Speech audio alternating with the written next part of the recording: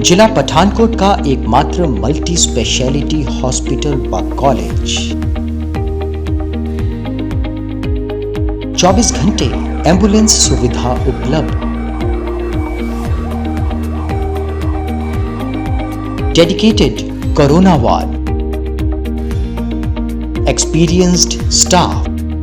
White medical college Bhungal near DLM resort Pathankot. Bhajpa की ओर से प्रेस कॉन्फ्रेंस का आयोजन जिलाध्यक्ष विजय शर्मा की अध्यक्षता में किया गया, जिसमें विशेष रूप से भाजपा के जिला प्रवक्ता एडवोकेट कुलभूषण सिंह मनहास, पूर्व मेयर अनिल वासुदेवा उपस्थित हुए। प्रेस कॉन्फ्रेंस की शुरुआत पठानकोट के जिला बनने की 10वीं वर्षगांठ की बधाई के साथ करते हुए एडवोकेट कुलभूषण मनहास ने स्वयं को गौरवान्वित भी अनुभव किया, जो पार्टी ने उन्हें विपक्ष का पर्दाफाश करने का महत्वपूर्ण काम सौंपा। इस प्रेस कॉन्फ्रेंस में कांग्रेस और विधायक अमित विज पर आरोप लगाते हुए उन्होंने कहा कि जो वायदे उन्होंने लोगों के साथ किए थे वो पूरे नहीं किए गए हैं। विधायक का एक ही काम है झूठ का पुलिंदा लोगों को परोसना और लोगों को सब्ज बात दिखाना। उन्होंने कहा कि जितने भी विकासी कार्य जिले में हुए हैं वो सारे केंद्र सरकार की देन है, उन पर वो अपनी मोहर कैसे लगा सकते हैं, जब इस दिशा में पूर्व सांसद विनोद खन्ना, मौजूदा सांसद सनी देओल व अश्विनी शर्मा के निरंतर प्रयास बने रहे कि शहर को लंबित मांगों से भरा जाए। उन्होंने कहा कि विधायक जो महिलाओं की सुरक्षा की बात कर रहे हैं कि वो CCTV कैमरे लगवा रहे हैं, उन्हें शायद यह नहीं पता कि पठानकोट तो अमन पसंद सुरक्षित शहर है, लेकिन पिछले 4.5 वर्षों में क्राइम ग्राफ बढ़ा है, इस और उनका कोई ध्यान नहीं है। जो रोजगार के नाम पर उन्होंने डंका बजाया उसकी तो वो बात भी नहीं करते, और जिस पेप्सिको की दुहाई वो देते हैं उस पेप्सिको के 50% स्टाफ राज्य के बाहर का है। जब वो 1500 लोगों को रोजगार देने की बात करते हैं तो उन्होंने कहा कि मेरी विधायक अमित विज को चुनौती है कि वो 4 लोगों के नाम बता दें जिन्हें रोजगार दिया हो। उन्होंने तो कहा है कि जिन लोगों को उन्होंने प्राइड ऑफ सिटी के नाम पर सम्मानित किया उन्हें किस आधार पर सम्मानित किया, इसकी परिभाषा अगर देखें तो उनका दृष्टिकोण स्पष्ट होता है। और क्या कहा उन्होंने और क्या कहा मेयर अनिल वासुदेवा ने प्रेस कॉन्फ्रेंस में, आइए सुनते हैं। धन्यवाद विजय जी कि मैनू मौका दिता गया कि जो MLA पठानकोट अमित विज ने जो पठानकोट लोगों जनता को झूठ दस्या है उसका पर्दाफाश करना है। तो सब तो पहले तो मैं शुरू करूँगा कि पठानकोट जिला बने कल 10 वर्ष पूरे हो गए, तो उहदे लई सारे पठानकोट वासियों को स्पेशली मीडिया ਨੂੰ बहुत धन्यवाद जिन्हों की अथक प्रयास नाल और अश्विनी शर्मा जी के प्रयास नाल पठानकोट जिला बने और ये सारी सुविधाएं उस तो बाद शुरू हुई। ਹੁਣ ਆਪਾਂ सर प्रेस कॉन्फ्रेंस रखी है स्पेशली जिस तरह प्रधान जी ने दस्या है 3 दिन पहले जो जी न्यूज़ से कॉन्कलेव होया सीगा, साडे कांग्रेस के विधायक अमित विज ने एक झूठ का एक पुलिंदा पेश किया आम जनता सामने कि मैं 4.5 साल की विकास किया और जो झूठ कह सकते सी उन्होंने कहा। तो असी अज प्रेस कॉन्फ्रेंस के जरिए वो सच पठानकोट की जनता के सामने लियाना चाहते हैं। सब तो पहला तो तुसीं देखिया होगा सारा कॉन्कलेव ਉਹਦੇ ਵਿੱਚ जो लोग सम्मानित किए गए, एक तो वो शख्स सम्मानित किए गए जिन्हें माइनिंग द किंग है पठानकोट का, सारी माइनिंग इलीगल माइनिंग का जिम्मेवार है, उन्होंने सम्मानित किया गया। I will not name that person, तुसीं आप सब जानते हो कि उन्होंने कॉन्ट्रीब्यूशन है। क्या इलीगल माइनिंग पठानकोट करते हैं, भू जल स्तर बिल्कुल डाउन चला गया है और पठानकोट की भूगोलिक स्थिति का बेड़ा गर्क करता गया। MLA साहब ਨੂੰ ਦਾ हिस्सा पहुँचता है, इस करके सम्मानित किया गया उन्होंने। दूसरा व्यक्ति सम्मानित किया गया जिन्हें मैं नाम ले रहा आशीष विज की प्राइड ऑफ पठानकोट, उन्होंने ब्रदर की प्राइड है, उन्होंने प्राइड ये है कि बेस्ट वेस्टर्न होटल खोलिया पठानकोट बिना पार्किंग का, सारी parking on road. Covid time सारे पठानकोट के होटल्स बंद रहे, बेस्ट वेस्टर्न दिन धड़ल्ले 24 घंटे खुला रहा। इस गल का प्राइड आशीष विज को दिता गया, प्राइड ऑफ पठानकोट। ਹੁਣ ਆਪਾਂ सर गल करांगे कि की MLA साहब ने क्या सीगा, वो कितनी सच्चाई है, वो कितना झूठ है सर। एक तो सर सब तो पहला आप गल करांगे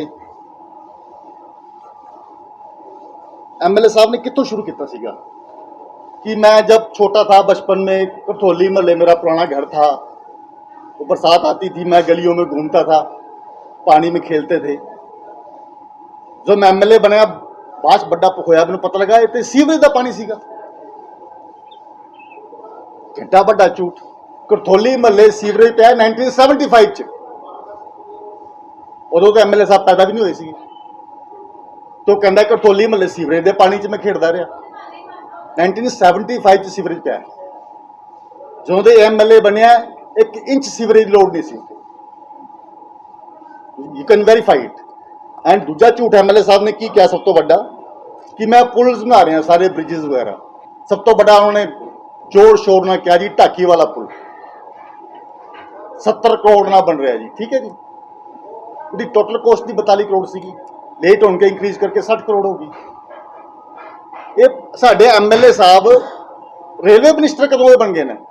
ਜਾਂ स्टेट गवर्नमेंट को रेलवे की पावर्स कदों की आ गई है कि रेलवे के उपर ओवरब्रिज बना रहे हैं that is approved by central government efforts किदे ने BJP के भारतीय जनता पार्टी पठानकोट के अश्विनी शर्मा जी के भारतीय जनता पार्टी पठानकोट की टीम के सन्नी देओल के साढ़े MP साहब ने जिन्हें लगातार कोरस्पोंडेंस की और काम चलता रहा उस तो पहले विनोद खन्ना जी ने इतने प्रयास करते रहे टोटल कॉस्ट 70 करोड़ रुपए है और जो रेलवे का पार्ट है जिथे रेलवे के उपर ब्रिज पैना है वो कॉस्ट 50% रेलवे ने बेयर करनी है तो इस तरह एडा बड़ा झूठ कोई व्यक्ति अपने आप को कारपोरेट्स का पढ़िया लिखा और सूझवान व्यक्ति अपने पेश करता है इस तरह झूठ किस तरह बोल सकता है गल गल तो कहते हैं पठानकोट के लोगों को नहीं पता पठानकोट के लोगों को नहीं पता पर तुहानू सब कुछ पता पठानकोट लोगों को कुछ नहीं पता है बेवकूफ बसते हैं इतने ये कहना चाहते हैं भाई अमित विज नूं सब पता है आशीष विज नूं सब पता है देयर प्राइड ऑफ पठानकोट बाकी पठानकोट लोगों को कुछ नहीं पता एंड सर नेक्स्ट जो उन्होंने सब तो बड़ा झूठ किया है एलिवेटेड ट्रैक कहते 240 करोड़ च बन रहेगा नैरो गेज लाइन से ठीक है मैडम नैरो गेज लाइन से 240 करोड़ का कहते एलिवेटेड ट्रैक बन रहा है एडा बड़ा झूठ है जी पहली गल तो भी साहब तुहानू ये पता होना चाहिए एलिवेटेड ट्रैक की कोशिश सब तो पहले 2014 विनोद खन्ना जी साढ़े मरहूम MP साहब ने की सी 2017 तक उन्होंने डेथ तो पहले there is lot of correspondence by Shri Vinod Khanna ji on record है सर मैं जो गल कह रहा वो डॉक्यूमेंट्री है ऑन रिकॉर्ड है मैं अमित विज की तरह झूठ नहीं बोल रहा और 240 करोड़ की गल कर देना है उसकी कॉस्ट ही 282 करोड़ सी आंकड़े तो लेके आओ सही उस तो बाद वो करोड़ कॉस्ट वध के टाइम के हिसाब नाल मोर दैन 300 करोड़ हो गई लेकिन की है जी जो BJP प्रयास कर रही सी उस तो बाद मैं तुहानू दस्सिया एलिवेटेड ट्रैक वास्ते साढ़े MP सन्नी देओल साहब ने नवंबर 2019 तो जब when he become MP of our constituency correspondence शुरू की सुरेश आंगरी जी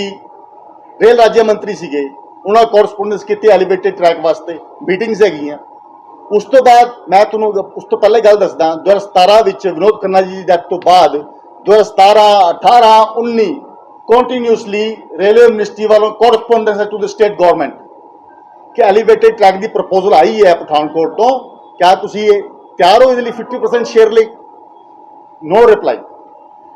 MP साहब है सन्नी देओल जी फिर देन ही स्टार्टेड कोरस्पोंडेंस लेकिन वो सारा लग गया कि जो दैट इज कंजस्टेड ट्रैक दोनों तरफ बिल्डिंग्स है बहुत बड़िया बड़िया elevated track is not feasible not practical in any manner बन ही नहीं सकता फिर प्रपोजल की आई बई ये चुक के कंडवाल ले जाइए इनू स्टेशन बाहर ले जाइए ताकि ये सारी जी मल्टीपल प्रॉब्लम्स है फाटक्स दी 8 फाटक पैंदे ने ये अंदर सब बंद हो जाए लेकिन फिर ध्यान ये आया कि बई व्यापारियों पठानकोट के लोगों को मुश्किलात आएंगियां शहर तो बाहर जाना पेगा हैरीटेज हैगी छोटी नैरोगेज ट्रेन इनू हैरीटेज नू पठानकोट की धरोहर बना के रखा जाए फिर प्रपोजल शुरू होया कि ROB RUB बनाना है रेलवे ओवरब्रिज रेलवे अंडरब्रिज जिथे जिथे फाटक पैंदे ने ROB RUB का proposal total cost 60 crore only this is reality इतने पठानकोट की जनता है इतने पंजाब तो भी डिफरेंट है भोले पाले लोग हैं भोली पाली जनता है पर यह नहीं कह सकते कि पठानकोट के लोगों को कुछ नहीं पता सब कुछ पता है MLA साहब कहते हैं कि पठानकोट में 170 किलोमीटर सीवरेज पै गया असी आज भी सुन के थोड़ी 170 किलोमीटर रिकॉर्डेड है उन्होंने मैं कोई ऐसी गल नहीं कर रहा जी फैक्ट्स एंड फिगर्स तो परे हो कहते पठानकोट में 170 किलोमीटर सीवरेज पै गया मैं तो रिप्लाई कोई नहीं आ रहा इस गल का की कहां 170 किलोमीटर पठानकोट च वो पूरे पंजाब की गल करके कि पठानकोट की गल करके ने कहते कि पठानकोट असी ना डाइट इंस्टीट्यूट बनाता सानू भी लोकेशन भेज दो कितने कितने डाइटिंग ऑल रिपोर्टर्स जान हो पठानकोट की शान हो तुसी यू नो एवरीथिंग कितने डाइटिंग इंस्टीट्यूट कोई can you tell anybody diet institute Pathankot कितने है तुम लोकेशन भेज दो अपने घर ही बनाया है सारी सिटी च असी CCTV कैमरे ला रहे हैं महिला सुरक्षा इज बहुत इंपॉर्टेंट है महिला सुरक्षा इतने सारा पठानकोट ही सुरक्षित है कदे सुनिया सीगा कि पठानकोट सरेआम तलवारबाजी हुई है सुनिया सी कदे इस 4.5 साल तो पहले एक इंसीडेंट दस दो मैनू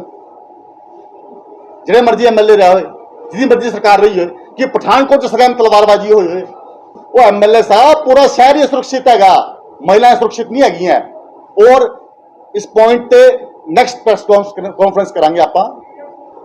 कहते भी सुरक्षा CCTV कैमरे लगाते हद हो गई यार झूठ दी MP लैंड तो सन्नी देओल साहब ने 30 लाख रुपए जारी किया गया ऑलरेडी इंस्टॉलेशन हो चुकी है on the every entry point of the city 30 lakhs बाकी काम चल रहे हैं एडा झूठा MLA और सब बड़ी मजाक वाली गल करिए MLA साहब ने किया हूँ चलो मैं शेयर करदा कहते जी पठानकोट से जी मैं वादा किया कहा था 15,000 रोजगार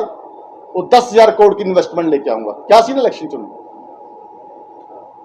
कहता जी रोजगार की गल बात करूंगा वो जी सिंगापुर च रोड शो करना सीगा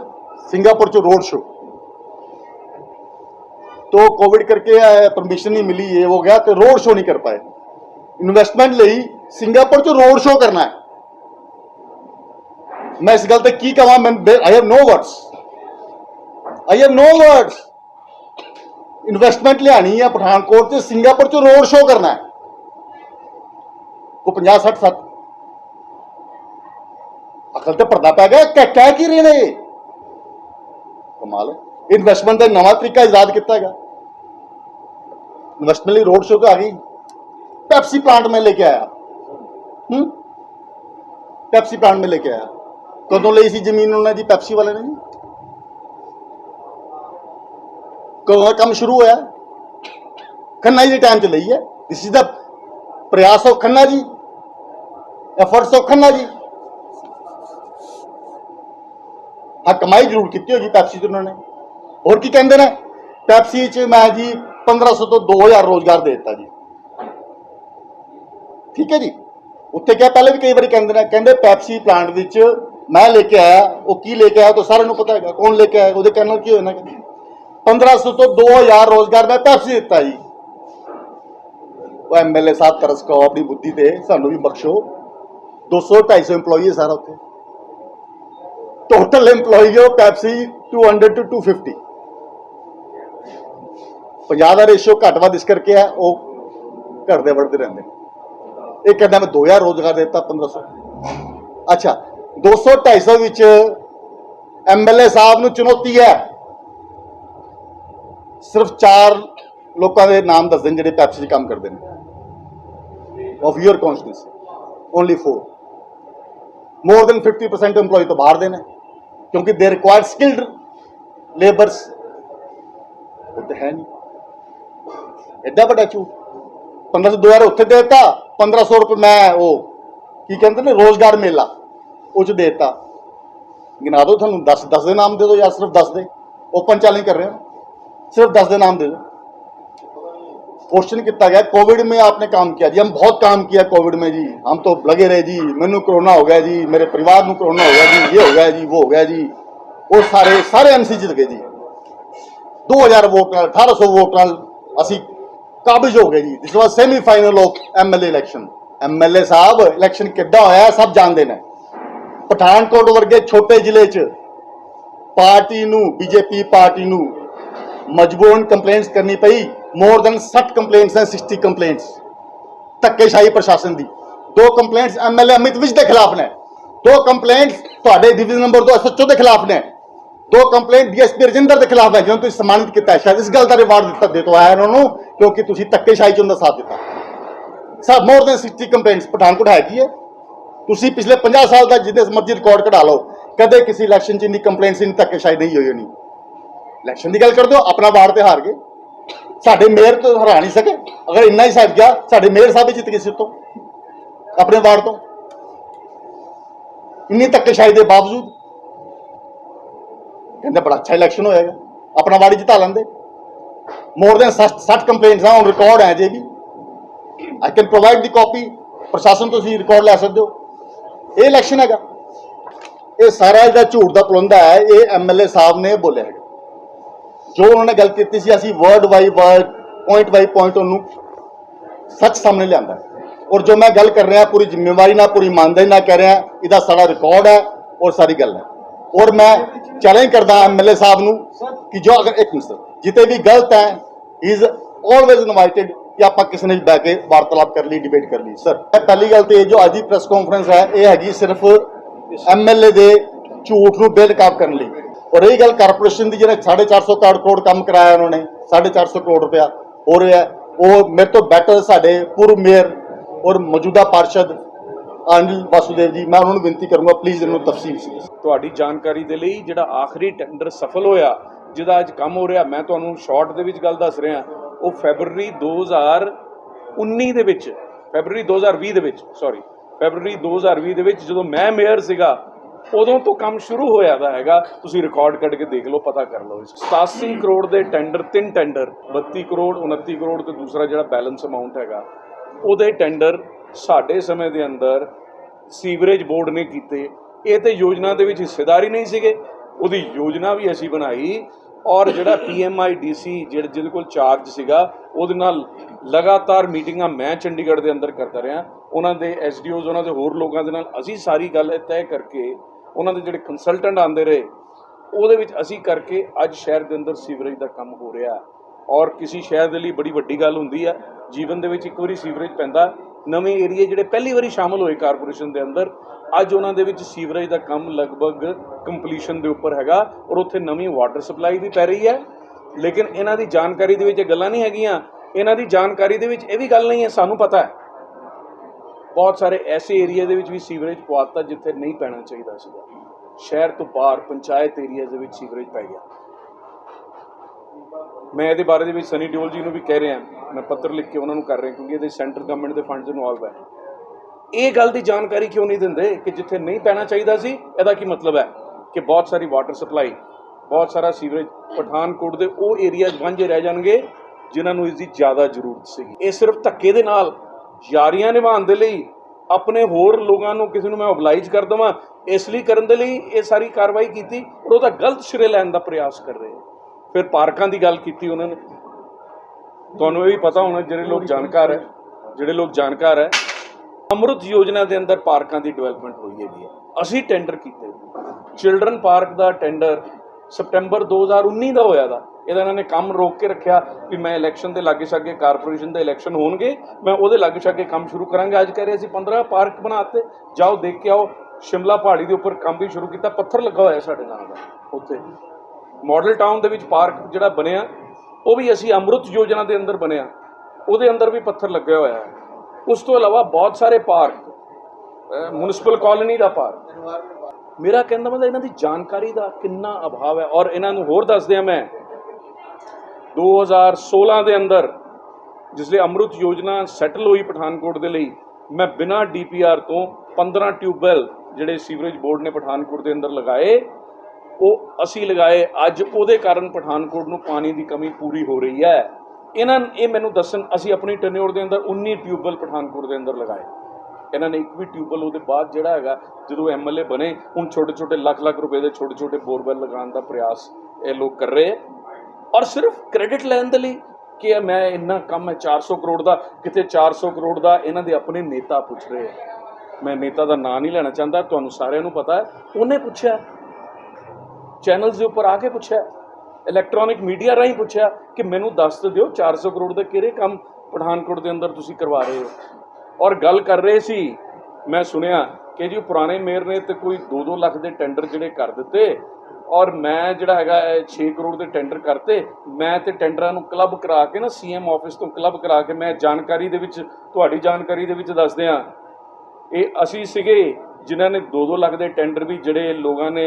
ਪਾਸ ਇੱਥੇ ਕਾਰਪੋਰੇਸ਼ਨ ਦੇ ਅੰਦਰ ਕੀਤੇ ਸੀਗੇ ਉਹਨੂੰ ਆਨਲਾਈਨ ਕਰਾਉਣ ਦਾ ਕੰਮ ਅਸੀਂ ਕੀਤਾ। 168 ਟਨ ਦਾ ਚਾਹੋ ਰਿਕਾਰਡ ਵੇਖ ਲਓ, ਅਸੀਂ ਕੀਤਾ ਇਹ ਉਹਨਾਂ ਨੂੰ ਆਨਲਾਈਨ। ਔਰ ਇਹ ਐਮਐਲਏ ਸਾਹਿਬ ਮੈਨੂੰ ਮਿਲ ਕੇ ਇਹ ਕਹਿੰਦੇ ਰਹੇ, ਐਸਡੀਐਮ ਆਫਿਸ ਦੇ ਵਿੱਚ ਇੱਕ ਵਾਰੀ ਮਿਲੇ, ਮੈਨੂੰ ਕਿਹਾ ਕਿ ਯਾਰ ਉਹ ਹੋਣ ਦਿਓ ਟੈਂਡਰ ਜਿਹੜਾ ਹੈਗਾ। ਔਰ ਉੱਥੇ ਸੀਐਮ ਆਫਿਸ ਨੇ ਇੰਟਰਵੀਨ ਕਰਨ ਤੋਂ ਬਾਅਦ ਡਾਇਰੈਕਟਰ ਸਾਹਿਬ ਨੇ ਸਾਡੀ ਗੱਲ ਮੰਨੀ ਔਰ ਉਹਨਾਂ ਸਾਰਿਆਂ ਨੂੰ ਆਨਲਾਈਨ ਕੀਤਾ। ਔਰ ਉਹਦੇ ਇਲਾਵਾ ਜਿਹੜੀ ਕੰਸੋਲੀਡੇਸ਼ਨ ਦੀ ਗੱਲ ਕਰ ਰਹੇ ਆ, ਰਿਕਾਰਡ 'ਚ ਹੈ ਗੱਲ, ਮੈਂ ਤੁਹਾਨੂੰ ਪੱਤਰ ਦੇ ਸਕਦਾ ਜਿਹਦੇ ਵਿੱਚ ਇਹਨਾਂ ਦੇ ਦਫ਼ਤਰ ਦੇ ਮੁਲਾਜ਼ਮ ਇਹਨਾਂ ਦੇ ਪ੍ਰਭਾਵ ਦੇ ਹੇਠਾਂ ਇਹ ਕਹਿ ਰਹੇ ਆ ਕਿ ਜੀ ਫਲਾਣਾ ਕੰਮ ਜਿਹੜਾ 0.5% ਦੇ ਘਾਟੇ ਤੇ ਆਇਆ ਇਹਨੂੰ ਹੋ ਲੈਣ ਦਿਓ। ਅਸੀਂ ਉਹਨੂੰ ਰੱਦ ਕੀਤਾ ਔਰ ਦੁਬਾਰਾ ਜਦੋਂ ਰੀਟੈਂਡਰ ਹੋਇਆ ਤਾਂ ਬਹੁਤ ਜ਼ਿਆਦਾ ਫਾਇਦਾ ਕਾਰਪੋਰੇਸ਼ਨ ਨੂੰ ਉਹਨਾਂ ਕੰਮਾਂ ਦੇ ਰਾਹੀਂ ਹੋਇਆ। ਔਰ ਜਿਹੜੀ ਇਹ ਕੰਸੋਲੀਡੇਸ਼ਨ ਦੀ ਗੱਲ ਕਰ ਰਹੇ, ਕੰਸੋਲੀਡੇਸ਼ਨ ਕਿਸ ਤਰ੍ਹਾਂ ਹੁੰਦੀ ਹੈ ਸ਼ਾਇਦ ਇਹਨਾਂ ਨੂੰ ਇਹ ਵੀ ਜਾਣਕਾਰੀ ਨਹੀਂ। ਕੰਸੋਲੀਡੇਸ਼ਨ ਸਾਰੀ ਜਿਹੜੇ ਟੈਂਡਰ ਇਕੱਠੇ ਹੋ ਕੇ ਇੱਕ ਟੈਂਡਰ ਲਗਾਉਣ ਦਾ ਕੰਮ ਹਾਊਸ ਦੇ ਵਿੱਚ ਪਾਸ ਹੁੰਦਾ ਹੈ। ਹਾਊਸ ਦੇ ਵਿੱਚ ਅਸੀਂ ਲੈ ਕੇ ਗਏ ਹਾਂ, ਉਹਨਾਂ ਨੂੰ ਅਸੀਂ ਪਾਸ ਕੀਤਾ ਹੈ। ਇਹਨਾਂ ਨੇ ਇੱਕ ਕੰਮ ਜ਼ਰੂਰ ਕੀਤਾ ਹੈ, ਇਹਨਾਂ ਨੇ ਸਾਡੇ ਪਾਸ ਕੀਤੇ ਦੇ ਕੰਮ ਨੂੰ ਡਿਲੇ ਕਰਨ ਦਾ ਕੰਮ ਇਹਨਾਂ ਨੇ ਜ਼ਰੂਰ ਕੀਤਾ ਤਾਂ ਕਿ ਪਠਾਨਕੋਟ ਸ਼ਹਿਰ ਚੰਗੀ ਸੁਵਿਧਾ ਤੋਂ ਚੰਗੇ ਕੰਮ ਤੋਂ ਵਾਂਝਾ ਰਹੇ। ਮੈਂ ਇਹਦਾ ਕ੍ਰੈਡਿਟ ਲੈਣ ਦੇ ਵਿੱਚ ਕਾਮਯਾਬ ਹੋ ਗਿਆ। ਕ੍ਰੈਡਿਟ ਇਸ ਤਰ੍ਹਾਂ ਨਹੀਂ ਮਿਲਦਾ ਹੁੰਦਾ, ਲੋਕ ਬੇਵਕੂਫ ਨਹੀਂ ਹੈਗੇ। ਔਰ ਸੜਕਾਂ ਦੀ ਗੱਲ ਕਰਦੇ ਆ, ਮੈਨੂੰ ਕਹਿਣ ਦੀ ਜ਼ਰੂਰਤ ਨਹੀਂ ਹੈ ਸੜਕਾਂ ਦੇ ਬਾਰੇ ਦੇ ਵਿੱਚ। ਪੰਜਾਬ ਮਹਿਲ ਵਾਲੀ ਰੋਡ ਦਾ ਹਾਲ ਦੇਖ ਲਓ, APK ਰੋਡ ਦੇ ਵਿੱਚ ਕਿੱਥੋਂ ਰੋਡ, ਅਸੀਂ ਪ੍ਰੈਸ ਕਾਨਫਰੰਸ ਕੀਤੀ ਸੀ, ਜ਼ਿਲ੍ਹਾ ਅਧਿਕਸ਼ ਜੀ ਬੈਠੇ ਸੀ ਕਿ ਵੀ ਪਹਿਲੇ ਇੱਥੇ ਸਟਾਰਮ ਵਾਟਰ ਚੈਨਲ ਬਣਨਾ ਚਾਹੀਦਾ ਸੀਗਾ, ਉਹਦੇ ਬਾਅਦ ਇਹ ਰੋਡ ਨਹੀਂ ਤਾਂ ਧੱਸ ਜਾਣੀ ਹੈ। ਇੱਕ ਬਾਰਿਸ਼ ਹੋਈ ਰੋਡ ਧੱਸਣੀ ਸ਼ੁਰੂ ਹੋ ਗਈ। ਕਾਲਜ ਰੋਡ ਦਾ ਹਾਲ, ਸਾਡੀ ਇੱਕ ਅਖਬਾਰ ਨੇ ਕੱਲ ਬਹੁਤ ਵਧੀਆ ਇਸ ਗੱਲ ਨੂੰ ਛਾਪਿਆ, ਇਸ ਗੱਲ ਨੂੰ ਉਜਾਗਰ ਕੀਤਾ, ਜਿਹੜੀ ਗੱਲ ਅਸੀਂ ਬਾਰ-ਬਾਰ ਕਹਿ ਰਹੇ ਹਾਂ ਉਹ ਹੋ ਰਿਹਾ। ਕਈ ਸੜਕਾਂ ਜਿਹੜੀਆਂ ਹੈਗੀਆਂ, ਸਾਡੀ ਸੜਕ ਦੀ ਕੁਆਲਿਟੀ ਅੱਜ ਸ਼ਹਿਰ ਦੇ ਅੰਦਰ ਅਗਰ ਅੱਛੀ ਕੁਆਲਿਟੀ ਦੀ ਸੜਕਾਂ ਅਸੀਂ ਕਿਸੇ ਨੇ ਬਣਾਉਣੀਆਂ ਸ਼ੁਰੂ ਕੀਤੀਆਂ ਸਾਡੇ ਸਮੇਂ ਦੇ ਅੰਦਰ ਬਣੀਆਂ। ਔਰ ਸਭ ਤੋਂ ਵੱਡੀ ਗੱਲ ਜਿਹੜੀ ਇਹ ਗੱਲ ਨਹੀਂ ਕਰਦੇ, ਜਿਹੜੀ ਗੱਲ ਕਰਦੇ ਨਹੀਂ, ਜਿਹੜੀ ਕਰਨ ਵਾਲੀ ਹੈ, ਜਿਹੜੇ ਪਠਾਨਕੋਟ ਦੇ ਲੋਕਾਂ ਨੂੰ ਜਿਹਦੀ ਜਾਣਕਾਰੀ ਹੋਣੀ ਚਾਹੀਦੀ ਹੈ, ਕੰਮ ਕਿਸ ਤਰ੍ਹਾਂ ਸੰਭਵ ਹੁੰਦੇ ਆ, ਪੈਸੇ ਦੇ ਨਾਲ ਸੰਭਵ ਹੁੰਦੇ। ਇਹਨਾਂ ਨੇ 1 ਵੀ ਰੁਪਈਆ ਅੱਜ ਤੱਕ ਚੈਲੰਜ ਕਰ ਰਹੇ ਆ ਪੰਜਾਬ ਸਰਕਾਰ ਦਾ ਕੋਈ ਨਗਰ ਨਿਗਮ ਦੇ ਅੰਦਰ ਲਿਆਂਦਾ। ਨਗਰ ਨਿਗਮ ਦੇ ਅੰਦਰ ਲਗਭਗ 80 ਕਰੋੜ ਰੁਪਈਆ ਸੈਂਟਰ ਸਰਕਾਰ ਦਾ ਪਿਛਲੇ 5 ਸਾਲਾਂ ਦੇ ਵਿੱਚ ਸਾਡੇ ਸਮੇਂ ਦੇ ਉੱਪਰ ਆਇਆ। ਔਰ ਉਹ 80 ਕਰੋੜ ਦੇ ਸਦਕੇ ਪਠਾਨਕੋਟ ਦੇ ਅੰਦਰ ਅੱਜ ਵੀ ਕੰਮ ਹੋ ਰਿਹਾ। ਇੱਕ ਨਿੱਕਾ ਪੈਸਾ ਪੰਜਾਬ ਸਰਕਾਰ ਦਾ ਤਾਂ ਆਇਆ ਨਹੀਂ। ਜਿਹੜਾ GST ਦੇ ਪੈਸੇ ਆਉਂਦੇ ਆ, ਮੈਂ ਮੇਰ ਰਿਹਾ, ਮੈਨੂੰ ਪਤਾ ਹੈ ਉਹ ਜਸਟ ਸਫੀਸ਼ੀਐਂਟ ਹੈਗੇ ਆ ਸੈਲਰੀ ਦੇਣ ਦੇ ਲਈ। ਉਹ ਵੀ ਕਈ ਮਹੀਨੇ ਲੇਟ ਆਉਂਦੇ ਆ, ਸੈਲਰੀ ਲੇਟ ਮਿਲਦੀ ਹੈ। ਸਾਨੂੰ ਇਸ ਗੱਲ ਦਾ ਮਾਣ ਪ੍ਰਾਪਤ ਹੈ ਕਿ ਜਿੱਥੇ ਜਦੋਂ ਮੈਂ ਟੇਕ ਓਵਰ ਕੀਤੀ ਸੀ ਕਾਰਪੋਰੇਸ਼ਨ ਤੇ ਲਗਭਗ 1.5-2 ਕਰੋੜ ਰੁਪਏ ਸਾਲ ਦਾ ਆਂਦਾ ਸੀ, ਅੱਜ ਪਠਾਨਕੋਟ ਕਾਰਪੋਰੇਸ਼ਨ ਦੇ ਅੰਦਰ 15 ਕਰੋੜ ਰੁਪਏ ਸਾਲ ਦਾ ਕੇਂਦਰ ਸਰਕਾਰ ਦੀ ਅਸਿਸਟੈਂਸ ਹਰ ਸਾਲ ਆਉਂਦੀ ਹੈ। ਇਹ ਕੋਈ ਛੋਟੀ ਗੱਲ? ਪੈਸੇ ਹੋਣਗੇ ਤੇ ਕੋਈ ਵੀ ਕੰਮ ਕਰ ਸਕਦਾ। ਅਸੀਂ ਬਿਨਾਂ ਪੈਸੇ ਤੋਂ ਕੰਮ ਚਲਾ ਕੇ ਉਹਨੂੰ ਉਸ ਸਤਰ ਤੱਕ ਪਹੁੰਚਾਇਆ ਜਿੱਥੇ ਅੱਜ ਪਠਾਨਕੋਟ ਇਸ ਗੱਲ ਦਾ ਮਾਣ ਕਰ ਸਕਦਾ